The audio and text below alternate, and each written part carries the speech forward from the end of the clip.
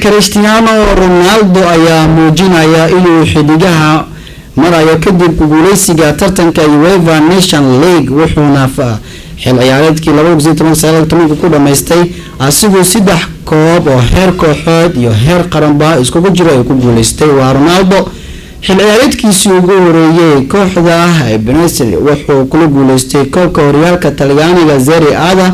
iyo sidoo kale Supercoppa Italian waxaana uu si dheer inuu koobkiisii labaad ee heer qaran ku guuleystay isbuucan kadib markii gool waxba ay ku dileen xulka qaranka ee Oranjada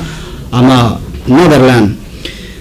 qoraal oo soo dhigay ee Twitterkiisa wuxuu ku sheegay Ronaldo kadib markii aan ku guuleystay Italian Super Cup iyo horyaalka Talyaaniga ma jirin koob iyo horyaal Talyaani ah si ay qabyaareedkeeda aan waxaan ugu bedelo waxaan sugayay inaan kaliya koob aan la qaado xulkayga Portugal ayuu qoraalkiisa ku soo gabagabay Ronaldo. qoraalkaas wuxuu Ronaldo soo raaciyay sawir asigoo haysta koobka UEFA Nations League sidoo kalena bilada xidiga ugu goolasha badan tartanka maadaama uu 3 gool Switzerland oo ka saaciday inuu xidigan ku guuleysto goolalinta tartankii dhamaaday UEFA Nations League iyadoo tartankaasi ay martigelisay wadanka Portugal waxaana ku guuleystay wadanka martigelisay ee Portugal.